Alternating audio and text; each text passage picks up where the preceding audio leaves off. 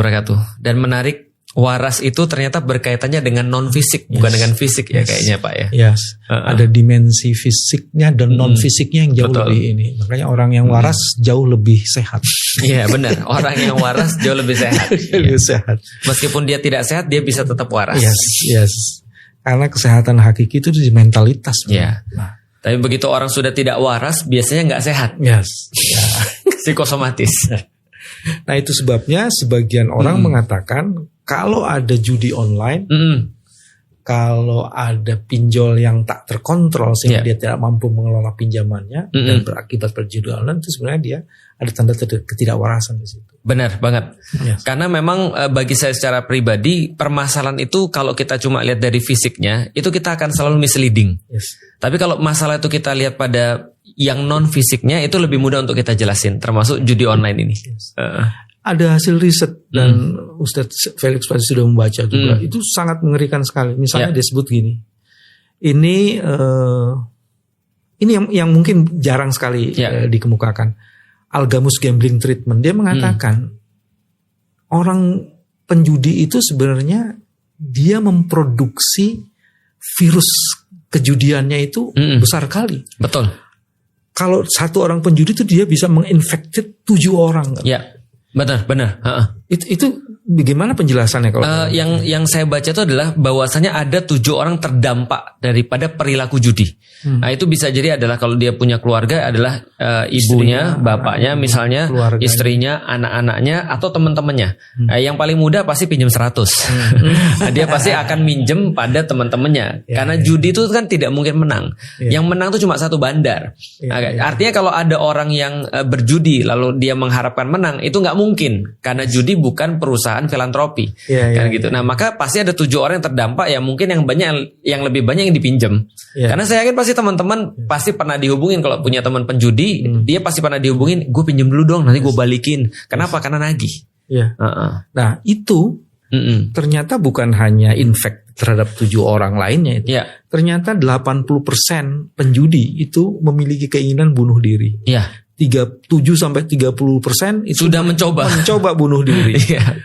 Terus selain itu juga mereka biasanya bersahabat dengan 2 dan 3 hal yang lainnya. Satu dengan alkohol, makanya ada suratnya itu.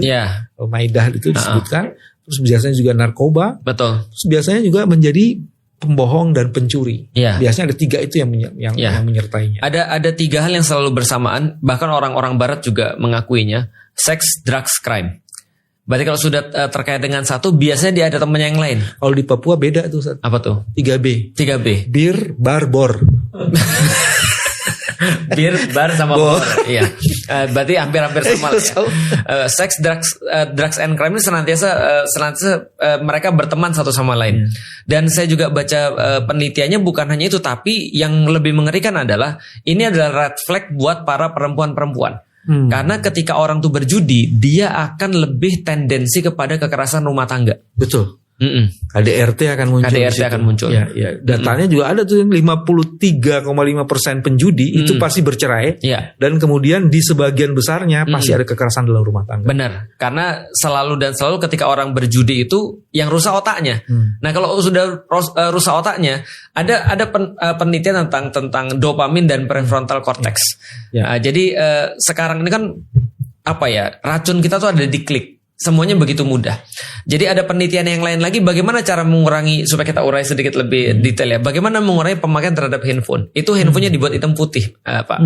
Jadi ketika hitam putih nggak begitu menarik, lalu kemudian ketika kita klik itu nggak bunyi, nggak terlalu menarik juga, maka itu mengurangi konsumsi kita terhadap handphone. Masalahnya sekarang itu literally kebahagiaan itu di ujung jari.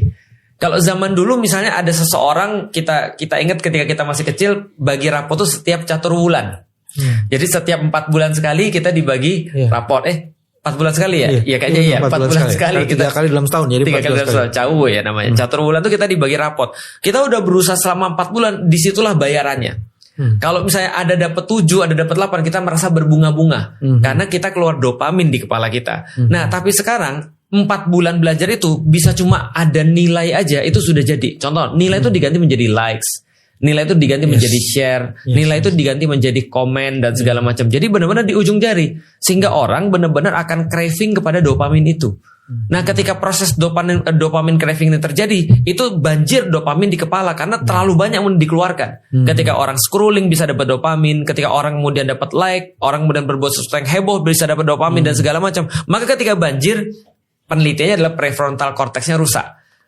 Sedangkan prefrontal cortex adalah yang membedakan kita dengan binatang ternak. Berarti benar kata Al-Quran, ulaika kal an'am bal hum adall. Ketika orang-orang tuh prefrontal cortexnya sudah rusak, maka mereka tidak ada bedanya dengan binatang ternak, bahkan lebih parah daripada binatang ternak. Karena kelakuannya tuh ya contoh kayak gini lah. Mohon maaf nih Pak, ya saya contohnya agak ekstrim.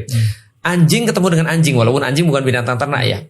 Sama-sama jantan nih. Kalau ketemu berantem, memperebutkan wilayah kekuasaan. Artinya kalau anjing jantan ketemu anjing jantan berantem. Tapi kemudian kalau kita nih, kalau sudah prefrontal cortexnya rusak, laki-laki ketemu laki-laki, bisa hobi dia.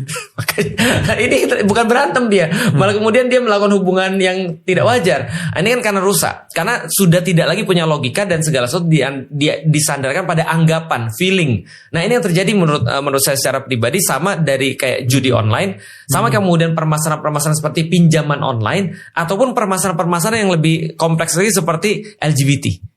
Itu sama persis, karena yang dipakai sebagai standar adalah feeling, bukan sebuah data, karena sudah otaknya udah nggak mau berpikir lagi. Contoh kayak gini ya, yang menarik Pak, contoh ya. Saya sering kali guyonan sama orang-orang. Coba lihat tuh orang-orang LGBT. Intinya cuma satu. Intinya mereka adalah yang sudah fakta mereka bilang salah, yang feeling mereka bilang benar. Fakta disebut salah, feeling disebut benar. Ya, contoh kayak gini lah. Saya lihat, wah, saya punya burung nih. Apa benar saya laki-laki ya? Ini kan feeling nih. Yang sudah pasti. Itu udah pasti kan? Udah pasti nih. Itu dibilang gak benar. Yang sudah fisikal udah pasti dibilang gak benar. Anggapan, feeling itu dijadikan sebagai standar kebenaran. Yang burung nih, tapi gue laki atau perempuan? Nah, gue perempuan nih kayaknya, gue feelingnya. Berarti yang benar ternyata yang dibenarkan feelingnya, bukan fisiknya. Makanya mereka ada yang lucu. Ada orang-orang di barat sana bikin meme begini. Bagaimana mungkin dia bilang gitu kan ya, punya burung tidak menjadikanmu laki-laki, tapi memotong burung bisa menjadikanmu perempuan. Lah ini kan feeling, ini kan sama kayak judi online. Mereka beranggapan pada satu feeling bahwasanya mereka akan menang, mereka akan membalas kekalahan mereka, bahwasanya aku tidak seperti yang lain. Kalau misalnya kemungkinan menang ini ada 50, maka akulah termasuk 50% itu. Kalau kemungkinan menangnya ada 10%, aku yang termasuk 10% itu. Oh enggak, aku enggak bisa dibohongin. Yang lain bisa jadi rugi. Ada orang bilang, "Bro, lu enggak akan pernah menang deh." Iya, itu yang lain, aku enggak. Ini yang menjadikan mereka kemudian terjebak dalam ilusi. Ilusi, kalau orang-orang barat bilang ilusi nyaris menang. Jadi orang tuh nggak bisa berhenti kalau nyaris menang, Pak. Iya. Makanya kata orang ketika diadakan penelitian, siapa yang paling bahasa Jawa mesake, Pak? Mesake antara juara 1, juara 2, juara 3, Pak. Yang mana paling mesake, Pak? Yang mau juara. Yang juara 2, Pak, benar. Oh. Yang juara 3 berkata alhamdulillah ya, masih juara. Yang juara 1 alhamdulillah aku yang terbaik dong. Mesake. Yang juara 2 mesake, Pak. Karena ini hampir loh, Pak, itu kan. Makanya janganlah jadi yang kedua. Iya. Atau jangan menduakan. Betul. Mesake. Nah, mesake. Jadi nah, itu yang kemudian kita bisa lihat pada ilusi judi. Judi itu dibuat ilusi sehingga seolah-olah kita hampir menang, atau menang, kita kira kita menang, padahal di saat itulah kita sudah kalah. Yes. Gitu. Itu sebabnya sebenarnya ini ada menarik nih Ustaz. Pertama yang agak ininya dulu ya, yang nggak seriusnya dulu. Pantes peribahasa Indonesia sekarang banyak berubah. Gimana tuh, Pak? Kalau dibilang mulutmu harimaumu udah nggak berlaku lagi. Itu dulu. Sekarang telunjukmu harimau. Iya, harimaumu, betul. Karena jadi, orang banyak masalah karena telunjuknya atau jempolnya mungkin, Pak ya. Iya. Itu bagian pertama. Jadi kehidupan peribahasa juga berubah. Terus yang kedua, ternyata yang namanya dopamin tadi, betul ya? Dopamin. Dopamin itu akhirnya memproduksi berbagai masalah. Masalah yang pertama adalah tindakan impulsif. Impulsif, betul. Orang yang sudah kecanduan dopamin atau dopaminnya tak terkontrol lagi, dia akan impulsif. Dan impulsif itu cenderung tak terkontrol. Betul. Kekerasan, depresi, orang yang macam-macam itu masuk di situ. Dan artinya kalau ditarik lagi, kebudayaan itu hancur gara-gara impulsivitas itu. Benar. Itu yang terjadi di Korea. Jadi di Korea itu karena perilaku impulsif ini kan akibat kebanyakan dopamin rush. Ibaratnya kalau orang guyonan di Korea itu adalah kalau mereka pesan barang hari ini, nyampenya kemarin, Pak. Jadi klik pesan nih, order, harus nyampenya kemarin. Jadi wah harus nyampainya hari ini juga atau kemarin kalau bisa. Kenapa? Karena impulsif tadi. Dan orang impulsif pasti tidak pernah bisa sabar. Makanya kalau dikaitkan dengan Islam, ada yang nanya, Ustadz kenapa Rasul hijrah ke Madinah itu lebih mudah menerima Rasul daripada di Mekah? Karena orang-orang Mekah itu adalah pedagang. Pedagang mengharapkan balas jasa atau balasan daripada dagangannya langsung. Saya punya modal 100, saya bawa ke pasar, sore hari saya dapat keuntungannya langsung. Tapi petani enggak. Petani itu adalah orang yang dilatih untuk tidak impulsif. Nah, seperti Felicia IPB Pak. Nah, jadi saya petani. Jadi ketika kita nanam duren misalnya atau nanam manggis, karena penelitian saya manggis, itu tanam hari ini Pak, kita bisa 5 tahun lagi baru kita panen. Nah ini tidak terjadi pada orang-orang di zaman sekarang yang kemudian semua dikendalikan oleh perilaku dopamin rush tadi. Ketika mereka ngeklik, mereka scrolling, bahkan memesan makanan online, itu semua dopamin semua karena mereka mendapatkan hadiah instan. Jadi mendapatkan instant rewards. Dopamin nggak salah sih, tapi kalau begitu caranya habis. Dan bukan hanya itu masalah, kita dilatih untuk semuanya. Termasuk Pak, ketika saya baca penelitian, melihat para influencer dengan flexingnya itu juga termasuk dopamin rush. Karena kita membayangkan jadi mereka. Jadi orang-orang, mohon maaf Pak, di Indonesia kenapa flexing itu laku di kalangan influencer? Itu karena banyak peminatnya. Karena ternyata banyak orang yang tidak bisa kaya tapi mengandai-andai jadi orang kaya. Feeling lagi balik Pak. Jadi menjadikan feelingnya itu sebagai Tuhan akhirnya. Kalau ini dibalikin ke judi online, artinya memang struktur dasarnya itu sudah mendekatkan mereka pada permainan judi itu ya? Benar. Atau judi memproduksi itu ya? Bisa dikatakan judi online ini hanyalah infrastruktur yang muncul daripada kondisi yang sudah diciptakan. Jadi orang-orang sudah diciptakan untuk instant rewards. Orang-orang sudah diciptakan untuk kemudian kebahagiaan itu terletak pada materi. Bahwasanya mereka melihat hanya worldly, hanya dunia ini saja. Dan mereka menganggap remeh perkara-perkara yang bersifat tidak duniawi. Jadi mereka memandang bahwasanya misal ketenangan batin adalah sesuatu yang remeh, bahwasanya orang-orang yang beragama itu adalah orang-orang yang ketinggalan zaman, adalah orang-orang yang tidak layak untuk datang untuk hidup di dunia yang modern dan seterusnya. Nah, ini yang mengakibatkan apapun yang muncul di atasnya termasuk judi online ini merusak betul, termasuk budaya, termasuk kehidupan, bahkan keluarga. Yang sudah terjadi, ibu-ibu dibunuh sama anaknya karena anaknya perlu duit untuk judi. Ini sudah terjadi. Istri-istri yang dipukuli entah berapa banyak. Teman-teman yang kemudian sudah kehilangan pertemanan sudah berapa banyak. Jadi ini sudah pidana sudah, perdata sudah, semuanya. Artinya kalau kita lihat kerusakannya ini kerusakan kompleks. Jadi dia bukan hanya merusak orang yang berjudi, bukan hanya merusak otaknya, tapi juga menjadi problematika bagi masyarakatnya. Dan menyebar dan kemudian menjadi mewabah. Dia tak sekedar toksik, tapi dia juga jadi virus. Betul. Yang membuat toksik-toksik yang lainnya. Terus ada yang bilang, studi mengatakan gini, Robert Lefevre nih, dia bilang, tapi justru kebanyakan penjudi katanya laki-laki. Oh iya.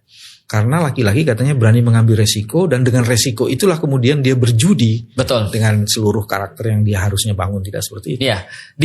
Di masa jahiliyah, pelaku judi juga kebanyakan laki-laki.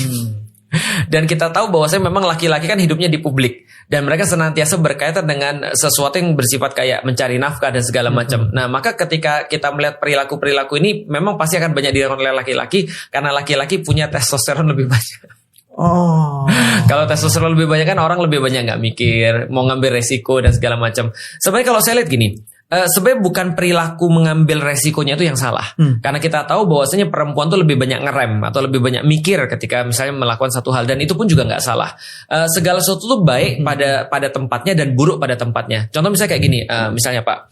Contoh misalnya kalau kita lihat ya, pornografi. Semua pembelajaran, semua studi mengatakan bahwa pornografi itu adalah sesuatu yang buruk bagi otak. Dan akan merendahkan daya pikir kita, bahkan berpengaruh terhadap daya ingat. Itu semua orang sudah bilang. Tapi yang permasalahan pornografi ini apa? Kalau pornografi hanyalah melihat perkara-perkara aurat, orang nikah juga melihat aurat. Tapi ulama sepakat bahwasanya hubungan suami istri bagi yang sudah menikah itu bukan hanya hubungan suami istri, tapi menambah kesehatan, menambah daya pikir, dan tidak ada mudorotnya sama sekali. Jadi ada yang mengatakan, ada ulama yang mengatakan satu-satunya, jadi di dunia ini semua yang berlebihan mudorot kecuali hubungan seorang laki-laki pada istri sahnya. Itu tidak pernah mudorot walaupun berlebihan. Nah, gitu. Iya.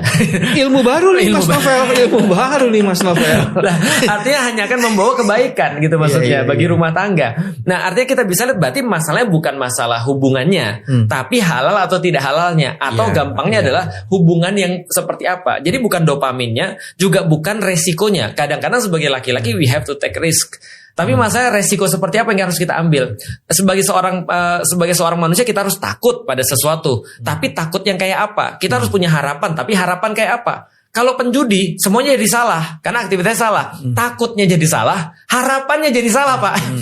Dan curiousnya jadi salah. Ini saya mau dalemin yang tadi itu flexing, doxing gitu-gitu kan. Betul. Itu ternyata karena dopaminnya berlebihan. Betul. Dan itu kemudian kalau didiamkan dan tidak bisa terkontrol, kita sedang berjudi dengan karakter hidup kita. Dengan hidup kita. Itu bagaimana cara mengontrol itu ya? Itulah jadi seperti gini, kalau dikatakan apa definisi daripada akal? Definisi akal paling mudah adalah sebenarnya rem. Walaupun sebenarnya tidak sekecil itu. Kalau saya lebih suka mengatakan bahwa akal tuh kayak pengendaranya. Dia yang kemudian menyetir, dia yang injak rem, dia yang kalau kemudian ini, nurani, hati. Nurani atau hati itu kadang-kadang bagi orang yang baik dia bisa dipercaya. Karena kata Rasulullah, mintalah fatwa pada hatimu. Kalau dia orang baik bisa, Pak. Tapi kalau fatwanya adalah orang nggak baik, ini saya baru nonton satu meme tadi. Jadi ada satu meme bilang begini, saya adalah seorang lesbian. Jadi ketika saya berhubungan dengan pacar saya yang lesbi itu, dia bilang saya seperti dekat sekali dengan Roh Kudus. Itu kata dia, bukan kata-kata saya. Nah artinya saya bilang ya udahlah ya. Jadi hati nurani orang yang baik dengan hati nurani orang yang nggak baik ini kadang-kadang nggak berbeda. Karena kata Rasulullah kan hati itu kan kayak dititik-titikin sama tinta. Begitu kemudian dia jadi hitam, nggak bisa dipakai berkaca kalau dia adalah sebuah kaca. Jadi berkaca itu hanya bisa kalau kacanya baik. Nah berarti supaya kita tidak nisbi, maka digunakanlah akal, timbangan akal. Nah akal itu tidak pernah nisbi.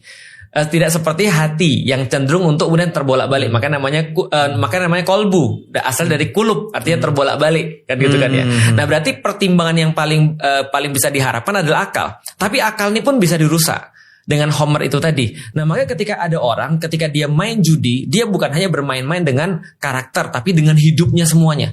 Karena karakternya ini akan berpengaruh pada hidupnya. Betul. Ada yang kemarin ramai sekali, Pak, karena saya seorang yang sering baca-baca media sosial. Ini ada orang yang dipanggilnya Abi dan Umi. Jadi dilihatin, jadi ada seorang istri memperlihatkan chatnya sama suaminya, yang dia bilang kehidupan kami tidak pernah lebih baik. Kami nggak pernah minta apapun lagi kepada Allah untuk kami syukuri. Karena semuanya adalah perfect bagi kami. Kami punya rumah, kemudian suami saya bekerja, pekerjaannya lebih daripada yang lain, penghasilannya juga begitu. Dia punya anak-anak yang tempat dia bersyukur tiap hari kepada Allah. Sampai suaminya ketemu judi online. Ini orang perfect. Dia tidak punya satupun ibaratnya anak broken home ya. Ataupun dia punya alasan untuk judi. Ada kan orang, kenapa lu judi? Ya karena gara di rumah tuh istri gue ngomel terus misalnya dan segala macam. Dia nggak punya alasan-alasan itu. Tapi yet dia orang yang paling ideal untuk kemudian jadi orang baik, tapi ternyata bisa ditarik untuk jadi buruk. Dan setelah kemudian dia jadi judi online, nggak perlu waktu lama, cukup 6 bulan untuk menghancurkan semuanya. Dia punya utang miliaran, istrinya kemudian cerai sama dia, lalu kemudian anak-anaknya kemudian nggak sama dia lagi, orang tuanya kemudian nganggap dia sudah hilang. Karena kondisinya seperti itu tadi. Hidupnya hancur cuma dalam 6 bulan. Bangunnya berapa lama? 30 tahun. Itu artinya memang yang tadi Ustadz bilang dari awal tuh, judi itu adalah satu karakter yang membangun ilusi. Betul. Dan ilusi itu ditebar dan disebarkan sehingga kemudian dia tidak lagi menjadi orang yang realistis, tidak menggunakan akalnya apalagi nurani. Betul. Dan itu sekarang terjadi tanda-tandanya karena yang namanya flexing, doxing, gue itu lebih keren dari lu, itu terjadi dan mewabah. Nah, bicara tentang ilusi, ini ada beberapa hal yang menarik. Biar teman-teman kita makin paham untuk bagaimana caranya kita tuh bisa lepas daripada jeratan ini atau kita minimal melindungi diri kita. Penting banget kita untuk tahu mana yang diyakini dan mana yang tidak diyakini. Karena bagi orang-orang di luar sana, ketika melihat Felix Yao misalnya, dia bilang Felix Yao itu juga sama, dia terjebak ilusinya dia. Dia berilusi ada surga, dia berilusi ada neraka, sehingga dia seolah-olah berbuat seolah-olah berdasarkan cuma ilusinya padahal itu tidak nyata. Karena bagi mereka agama itu tidak nyata. Bagi kita orang-orang yang judul itu tidak nyata karena mereka cuma berpegangan pada ilusi. Nah, jadi artinya sebenarnya yang itu adalah keyakinan, kita juga keyakinan. Itu yang kita sepakati. Nah, tergantung atau tinggal keyakinan mana yang benar sebenarnya. Nah, kita bicara tentang ilusi. Nggak usah bicara tentang kebenaran dulu, kita bicara tentang ilusi. Ada penelitian menarik, Pak. Jadi ada penelitian begini. Ini barusan dilakukan kemarin. Ada sekelompok laki-laki dan wanita biar adil, biar tidak dikatakan seksis gitu kan ya. Lalu kemudian orang-orang ini diminta untuk siap-siap pergi ke satu perusahaan untuk interview. Oke. Dan perusahaannya nggak dikasih tahu, ini nggak settingan. Dia diminta untuk interview, lalu kemudian orang-orang ini di make up dulu sebelumnya dan dikasih codetan panjang sekali di pipinya nih. Jadi baik perempuan dan laki-laki semua yang mau interview itu dikasih codetan semua. Lalu kemudian peneliti ini bilang, kami lagi mau meneliti tentang diskriminasi ya. Jadi nanti apapun yang kamu dapatkan dan rasakan ketika kamu lagi interview, tolong kasih tahu kami. Karena kami lagi mau meneliti bagaimana diskriminasi orang terhadap orang-orang yang punya luka. Bagaimana rasanya diskriminasi. Diskriminasi, rasis, dan segala macam. Nah dia mau ngeliat, gimana kalau ada orang punya luka, lalu kemudian apa yang kalian rasakan. Tapi ada plot twistnya. Plot twistnya. Setelah mereka di make up, punya scar yang kemudian sangat menjijikkan sekali, mereka disuruh untuk ngaca, dan setelah mereka ngaca, mereka lihat, waduh, ini jelek banget nih. Ngeri banget nih. Aku nggak bisa bayangin lah kira-kira orang tuh kayak apa ketika ngeliat aku. Tapi ada plot twistnya, Pak. Ternyata yang diteliti bukan interviewernya, tapi yang diteliti adalah dia. Sebelum kemudian dia masuk ruangan interview, dia bilang, sebentar, kita mau touch up dulu sebentar. Ada yang sedikit ini, dibersihin seluruh scarnya. Dibersihin seluruh scarnya, dia masuk ke ruangan interview dengan wajah yang cakep dan cantik, tanpa ada celah sedikit pun. Tapi di pikiran mereka jelek banget gitu. Jelek banget karena mereka barusan ngaca. Dan ketika mereka interview, balik lagi dan mereka ditanya, gimana perlakuan interviewer itu terhadap kamu? Dia bilang, parah banget memang. Memang orang tuh ya ngelihat semua dari fisik. Orang tuh parah semuanya. Artinya apa? Dia ternyata melihat kenyataan sesuai dengan ekspektasinya dia. Keyakinannya dia, ekspektasi dia seperti apa pada kenyataan, itu yang terjadi pada dia. Padahal orang tuh nggak tahu sama sekali bahwa dia punya scar atau codet tadi. Nah itu terjadi pada orang judi. Ya. Dan orang beragama juga gitu sih. Karena itu kata Rasulullah, orang beragama tuh ajaib. Kenapa? Dia senantiasa melihat masalah dengan pisau bedah dia sendiri, dengan mindset dia sendiri. Judi online juga sama. Dia senantiasa melihat dan membedah semua kenyataan itu dengan mindsetnya. Masalah mindsetnya dia itu sesuatu ilusi. Jadi berarti bukan sesuatu pikirannya yang salah, tapi cara mikirnya itu yang salah. Bukan pikirannya, tapi caranya yang salah. Maka orang-orang judi online senantiasa pasti akan dicekokin dulu dengan bahwasanya ada orang yang kaya dari sini, ada orang yang berhasil dari sini, ada film dulu God of Gamble, sebetapa kerennya kita ngelihat. Misalnya contoh, nonton nggak Pak God of Gamble? Enggak pasti. Waduh, sayang sekali. Nah, kalau nonton itu tahu betapa kerennya di zaman saya tahun 90-an itu pakai coklat dulu. Citraan dikit. Itu dulu ada Choi Yun Fat namanya. Kalau itu kayaknya kenal. Artisnya. Itu sisirnya ke atas. Iya. Dia sebelum main judi dia harus makan coklat keberuntungan bagi dia. Dan setelah itu dia kemudian diceritakan begitu herois ketika bisa menang judi. Ya akhirnya saya wajar sih ketika orang-orang Felix Yao, wah ini kayaknya ada hubungan dengan God of Gamble ya. Karena orang-orang Chinese di portray sebagai gambling gitu kan ya. Karena saya lihat sejarah bener juga, ternyata gamble sudah ada di Cina 4.000 tahun sebelumnya. Sebelum Masehi katanya itu sudah ada gambling. Ya wajar sih, tapi setidaknya portray itu image itu adalah image yang diterima oleh anak-anak. Dan kemudian ketika mereka memainkan dan diiklankan oleh para influencer, kemarin ada data 80.000 anak di bawah 10 tahun itu terlibat judi online. Betul. Saya bilang nggak heran saya. Kenapa? Karena pelaku-pelaku yang menyebarkan tentang judi online adalah para influencer game. Yang game ini pasti kemudian yang nonton adalah anak-anak. Dia bilang, wah keren nih, ya ada bahasa judinya saya nggak sebut Pak, karena tadi pasti dipotong sama tukang judi nih. Oh gitu. Karena saya sudah dipotong sama tukang judi untuk jadi iklan mereka. Hah? Iya, dengan pakai AI. Oh gitu. Jadi kalau diucapkan pasti dengan AI itu kepotong. Bukannya dipotong, mereka bisa manfaatin ini jadi kayak mengiklankan judinya mereka. Nah, artinya ini semua kemudian ketika wah ternyata orang itu bisa dapat kekayaan karena judi. Nah itu di kepala anak sudah tertanam. 80.000 anak-anak Pak itu yang ketahuan. Saya nggak bisa bayangin. Maka saya selalu bilang hari ini dihentikan. Ini ada berapa puluh ribu atau ratusan ribu orang yang harus kita recovery akalnya. Karena di kepala mereka sudah mengatakan menyuruh mereka untuk judi. 80.000 itu sebenarnya dari 3,5 juta kan? Iya, 2,3 juta. 2,3 juta itu data yang dirilis. Katanya ada kemungkinan besar lebih katanya. Biasanya bisa 3 kali lipat, 5 kali lipatnya. Kalau itu kali 3 aja 2,3 berarti kan 9, 6,9. Betul. Kali 7 kan tadi itunya. Betul. 7 kali 7 49 juta. Nah, makanya kita nggak tahu seperti apa terdampaknya, tapi ya pasti banyak sekali. Karena kalau kali 7 yang terdampak kan itu banyak sekali yang harus kita beresin. Ada beberapa akhir-akhir ini setahun terakhir ini banyak sekali jamaah-jamaah ketika silakan ada yang bertanya, Ustadz, suami saya terjebak judi online.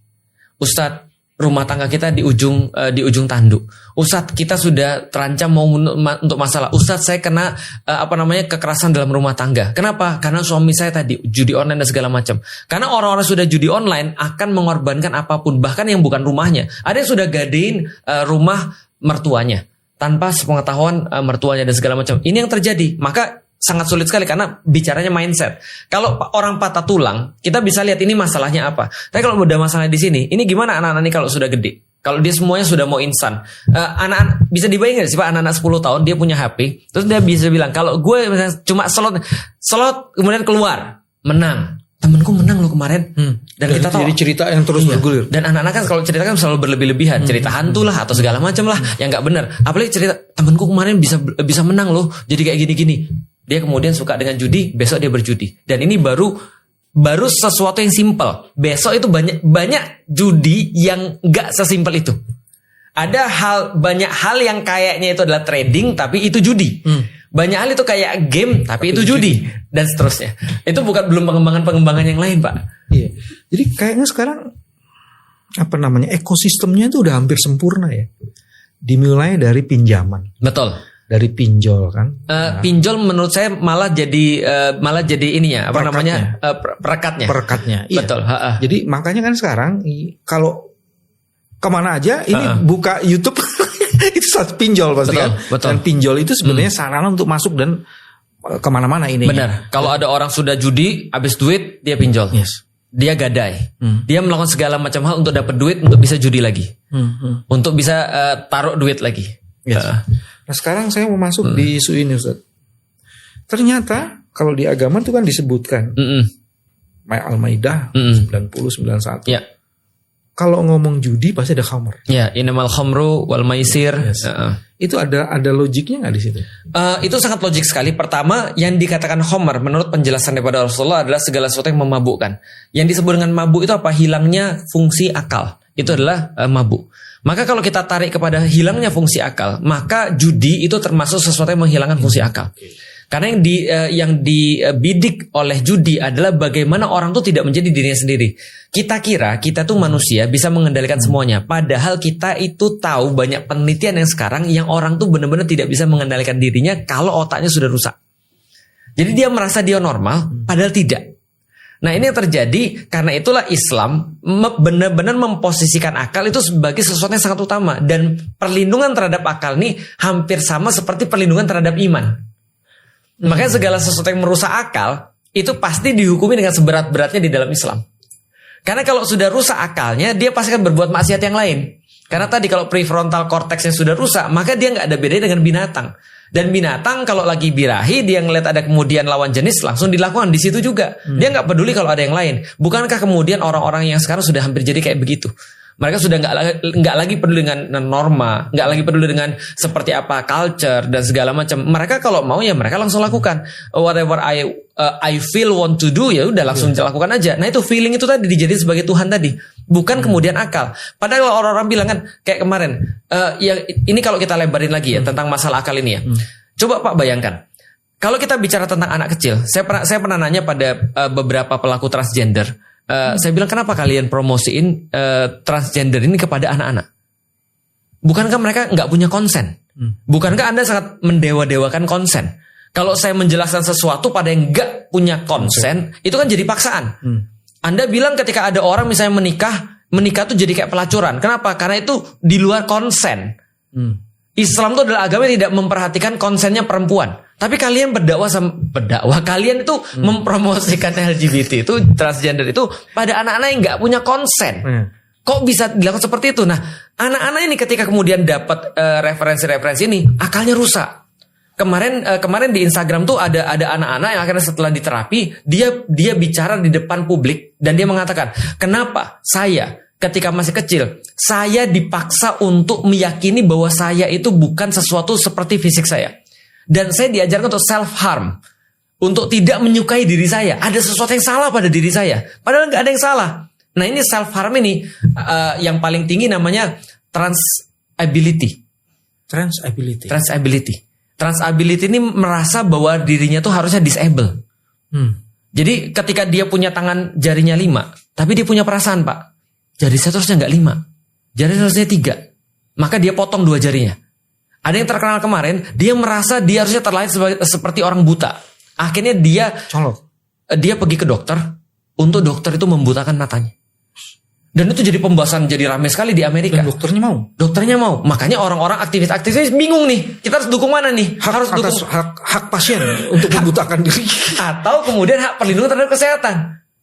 Lah kan sebagai dokter kan kita nggak boleh merusak orang. Iya. Tapi kalau dokter bilang itu maunya sendiri, terus gimana? Lah ini kan kekacauan akibat feeling. Maksud saya tuh gini, judi online itu penyakitnya adalah penyakit di sini nih, di dalam sini, bukan penyakit di luar daripada kepala. Artinya kalau ini dibiarkan, kita contoh misalnya Indonesia, bismillah, kalau dia serius dalam memberantas judi online. Hari ini juga tadi bicara sama Pak Novel, katanya seminggu aja cukup insya Allah. Tapi kalau ini habis, recover ininya nih seminggu cukup itu untuk fisiknya. Tapi recover kepalanya, bandarnya itu macam-macam ya, kita bisa tahu itu. Cuman dampaknya itu untuk direhabilitasi atau direvitalisasi dahsyat itu. Itu agak PR sih. Makanya ini mungkin yang paling banyak nonton ini saya kan adalah orang tua. Nah itu saya melihat kebanyakan anak-anak itu rusak. Itu karena kita izinkan. Kita izinkan mereka punya HP sebelum waktunya. Sementara orang-orang di luar sana mereka bilang, ketika ditanya kapan waktu yang paling tepat untuk ngasih HP pada anak-anak, maka peneliti neuroscience itu mengatakan tahan selama mungkin engkau mampu. Tidak menyebut usia, tapi mereka bilang 16. Tapi tahan selama mungkin engkau mampu. Itu artinya adalah kayak kita tuh kayak ngerusak anak-anak kita sendiri. Kita kasih HP sebelum waktunya, dopamin rush lagi balik tadi. Kemudian secara kemampuan otaknya jadi berkurang. Jadi sebelum dia mampu untuk jadi akil, dia belum bisa balik karena otaknya rusak. Kan kalau balik adalah dia tidak akan mungkin balik karena sudah akilnya sudah ada. Betul. Lebih tepatnya mungkin gini, akilnya kemampuan untuk menggunakan akal. Tapi otak ini kan salah satu fungsi, salah satu bagian daripada akal tuh bisa berfungsi. Ini akalnya udah dirusak. Karena tadi saraf-sarafnya udah dirusak sehingga akilnya nggak akan bisa bagus. Nah ini yang bisa kita lihat, orang tua tolong deh diperhatiin anak-anaknya. Jadi kita tuh nggak cuma membesarkan mereka secara fisik, mereka bisa jadi gizinya lebih baik daripada kita. Tapi problematikanya adalah anak-anak ini sudah mengalami dopamin rush sejak awal. Dia sudah kenal bahwa oh ternyata bisa klik-klik gini aja sudah dapat sesuatu yang saya inginkan. Dia nggak mau berusaha, dia impulsif, dia nggak mau disuruh nunggu, dia nggak mau disuruh berusaha, dia nggak kenal kata-kata berakit-rakit ke huruf, berenang-renang ke tepian. Nggak ada. Itu cerita masa lalu itu. Bahasa masa lalu. Karena semuanya bisa langsung ada di tangan mereka. Secepat yang kudapatkan itu yang paling hebat. Betul. Nah makanya cara berpikir seperti ini adalah harus kita sampaikan pada anak-anak supaya tadi mereka bisa punya pemahaman bahwasanya judi ini hanya bagian kecil daripada rusaknya otak. Oke.